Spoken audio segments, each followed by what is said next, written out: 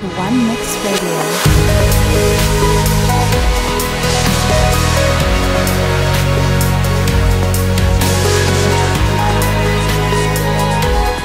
One Mix Radio.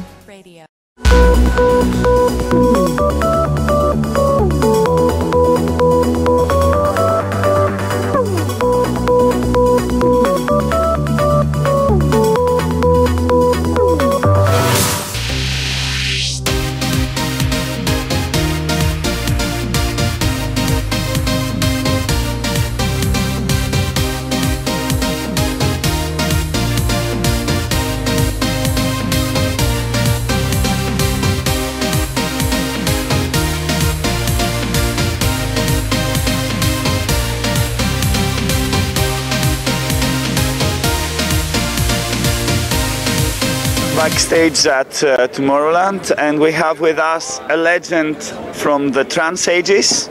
He's the I love the 90s man. He's M.I.K.E. Push. So M.I.K.E, hello. Hey, how are you, Dimitri? We enjoyed your show so much. You played on I Love the 90s stage. How was your appearance there?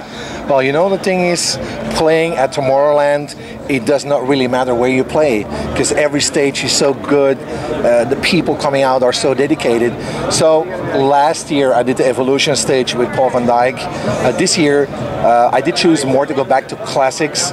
And the main reason is I got my album coming up, a new M.I.K.E. album, and there is a couple of references in the album to my past. So we thought it was a good idea this year on Tomorrowland to do something from the past, blend it in with something from the future. How did you choose to come up with this album on high contrast? Well, first of all, I'm really good friends with High Contrast, with all the major labels actually around the world. When I started making or planned the album a year ago, I didn't know where to sign it yet. Then I just handed it a couple of demos to Dick from High Contrast, which is the head honcho, and he liked the idea behind it. So then we start crafting the whole album together. Like I said, there are some references to the past, which means I did a couple of reworks of my classics on the album. Excellent. Can you tell us if you have any vocal tracks as well, or are you gonna work only with instrumentals on this album? Well, for me, the thing is, you know, the essence for me and for everyone that's personal, if you refer to the real trance thing, for me, the real trance thing doesn't need to be or does not really contain any vocal lines or hooks. You know, trance goes really deep in the mind and the soul, and it's all about the music, you know, the melodies, you know, everything that's fusing together. So I did a couple of vocal tracks in the past, like remixes, like with the Sinead O'Connor one, the Troy. There's a couple other ones. Then I'm really cool to do remixes with vocals. But for my own album, all the time I find it challenging to work the idea, make first a track and do vocals. I just like more the perspective to let a track grow by the music. And you know, there might be a track in the future taken from the album that might contain some vocals, and then that's more aimed at a bit mainstream. You know, you gotta do that. Sometimes you gotta, you know, hand out to a bit bigger crowd or like new fans. You know, you gotta reach out sometimes. But this album is quite instrumental. The reference to the past for my new album, like I said, and the reason why I chose to play here on the 90s stage is there will be some classics be on the album, reworked, with the sound design and the feel of what the club scene is today, of the sound of today. So it is quite, if you want to give it a name, club house, progressive house, but there is always that trance twist in it.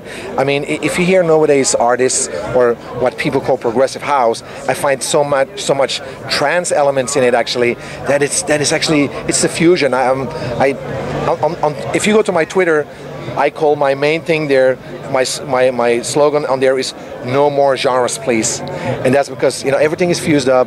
I don't want to really refer to genres anymore. I mean, everything is so close together. So we talk about an eclectic combination of sounds. Yeah, you know, when I revolutionized a little bit the sound when I released Strange Will with putting an electro breakdown, right? So what I did now is I infused it a bit with some dubstep. All right, it's not it's not new. It's not new. It's also been done. You know, there's a lot of trancier producers and DJs experimenting with fusing in trance with some dubstep. But I you know, I infused that in a couple of tracks, making the breaks around that, and that was really interesting. In the older years, you have produced also some techno tracks. Are you going to produce any techno music? Let's say more underground sound. You know, the thing is, times changed, and you cannot confuse really the people nowadays too much. I mean, you gotta give and point out a little bit the direction you're going at, mainly because that's what people attract, or promoters when they book you, when they're coming out. You know, you cannot confuse them too much, like what is M.I.K.E all about. So there is always that expectation from the artists. Personally, I love techno myself and like tech house, but I don't really play it anymore. I used to and put a focus on producing it, but I used to have so many aliases, Dimitri, that people were confused. You had so many aliases because you were so productive. I think you were working 24 hours in the studio, is it? 25 hours. 25 hours. But that's the thing now. But that's the thing now. It's so. You are so passionate about the music. I still am. But now in 2012, I mean, it's all about fusions right now. So everything lays so close to each other that it's much easier to produce under one name so many styles of music, you know, and just blend it in together. And what about the first single that is gonna come out from the album? The first single, that's actually a really cool thing. It's called Musket and Clock. Okay. And that's a reference to FC Barcelona, which I'm a dedicated fan to. Oh, excellent. Yeah, it's actually their slogan as well. So, and I wanted to do, you know, I always, when I make records, the titles are really important to me because it points something out. A story in the track can be like Universal Nation. Yeah, like it can be, you know, the melody, the strings. You know, of course, on my album there's tracks that is being influenced with my two children. You know, things we're doing together. Very emotional, Exactly, and then you put in still emotional melodies, but you craft in a little bit of progressive beats, and that's it. Yeah. Where do you see the club scene going at the moment? EDM became a bit more mainstream. We handed out to a big wider crowd to, you know, to get electronic music out there, which I think is a great thing, what kind of David Guetta or Swedish House Mafia did. But then it's to the other side, the artists like myself, to spread out what I'm all about. You know, who am I? You know, what can I bring? So, you know, you can reach with electronic music. Are you going to have any collaborations? Because collaborations are quite trendy at the moment for the albums. Yeah, on my album there is something with M.I.K.E, Paul Thomas, Roger Shaw did something. Oh, really? With Roger? Excellent. Yeah, and there's an upcoming guy, Rivero. Oh. His name is, he's from Holland.